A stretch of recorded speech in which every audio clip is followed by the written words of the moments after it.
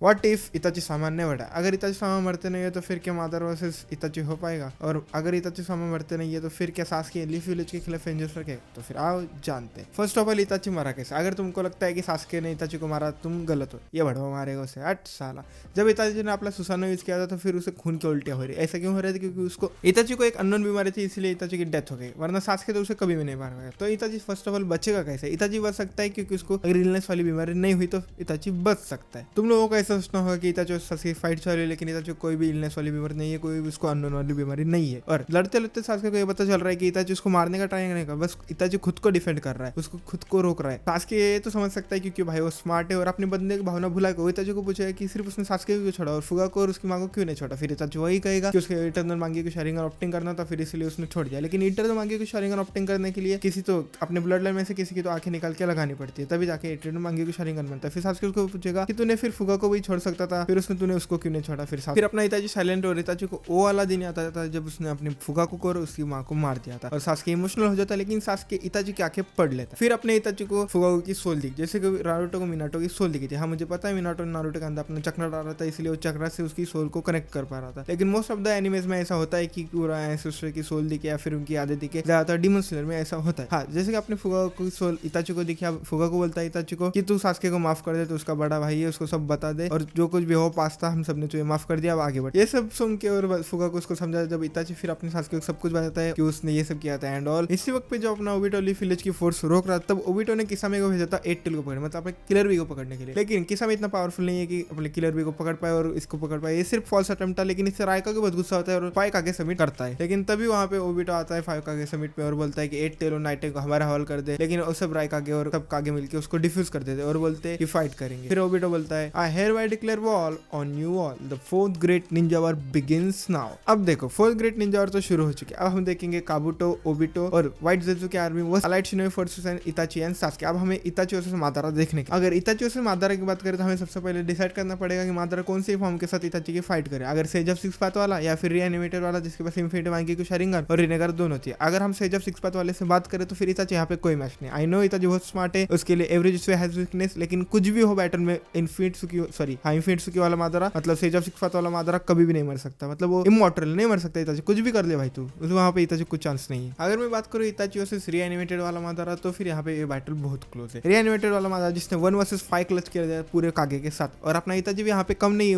उसके पास भी एक अल्टीमेट सुसानो है जिसके पास 2 बड़ी वाली ब्रोकन पावर है, एक टोस्का ब्लेड और एक याटा मिरर, जो कि ब्रोकन पावर खुद ब्लैक ज़ेज़ु ने क्लेम किया था इताची सुसानो के साथ इनविंसिबल है। अगर हम बात करें फायर स्टाइल फायरबॉल जिससे की, तो यहाँ पे मादारा कोई हाथ ही नहीं लगा सकता क्योंकि उसका फायरबॉल फायर स्टाइल जो सबसे बड़ा सबसे पावरफुल जिससे इताची यहाँ पे कंपेरिजन ही नहीं। इताची यहाँ पे थोड़ा सा फीका लग रहा है। लेकिन अगर बात करें हम गेंजुत्सु की, तो अपन बात कर रहे थे द गॉड ऑफ गेंजुत्सु के बारे में, इताची उचिया। इताची अपने मादारा को सुकिनोमी या फिर गेंजुत्सु में बहुत बड़े वाले डाल सकता है, लेकिन मादारा उसको एस्केप कर सकता है। कैसे मैं तुम्हें बताता हूं। जब इताची और सास्के की फाइट हो रही है तब अपना इताची सास्के को हर बार गेंजुत्सु में डाल रहा था, उसे फंसा पा रहा था। लेकिन जब सास्के को पता चल रहा था कि वो गेंजुत्सु में, तो फिर उसे ब्रेक कर पा रहा था। जब उसके पास मांगे की शारिंगन भी नहीं था, बस शारिंगन, फिर भी वो ब्रेक कर पा रहा था। अपने मादारा के पास तो इंफिनिट मांगे की शारिंगन, तो फिर भाई कोई मैच नहीं है। इताची का गेंजुत्सु तो गया, बात है अपन उसके शुरिकेन जुत्सु इताची का अपना मादारा इजीली लॉन्च कर पाएगा क्योंकि वो मादारा है। अब उसका वो भी गया तो फिर इताची का फिर 2 ही चीज बाकी, 2 ब्रोकन पावर बाकी है, एक है याटा मिरर और एक है टोस्का ब्लेड। टोस्का ब्लेड जो कि किसी भी ओपोनेंट को हमेशा के लिए इटर्निटी के लिए सील कर सकती है, और अपना याटा मिरर जो कि अपने ओपोनेंट का अटैक कहाँ पे भी किसी पे भी वापस से रिवर्स कर सकता है। इताची कोई दिक्कत नहीं होने वाली उसे। लेकिन अपने मादारा के पास था एक अल्टीमेट सुसानो जो कि इताची के सुसानो से फाइट कर सकता है। उसके बाद 4 हाथे बंदा हार सकता है, हरा सकता है इताची से, खुद भी हार सकता है, कुछ भी हो सकता है इन दोनों के बैटल में। दोनों के पास इजानागी है, इजानामी दोनों है, दोनों के पास मांगी की शारिंगन है, एक के पास इन्फिनिटी, एक के पास मांगी की। अगर अपना इताची बच जाता है तो फिर 2 मेजर चीजें नहीं होंगी। पहला, अपने मिनाटो, हाशिरामा, टोबिरामा और हिरोजिन कभी भी 5 होकर समन नहीं होंगे। और समन क्यों हुए थे? क्योंकि अपने सास्के को जानना था कि what is a village, what is a shinobi, उसको ये जानना था, इसलिए वो समन हुए थे। और दूसरा बड़ा चीजें नहीं होंगी जो कि अपनी फाइनल वैल्यू वाली नारुतो से सास्के वाली बैटल, वो बैटल क्यों हुई थी? क्योंकि इताची मर गया था, अब तो इताची जिंदा है, अब तो फिर कोई सीन ही नहीं है। तो that's it for today, bye bye.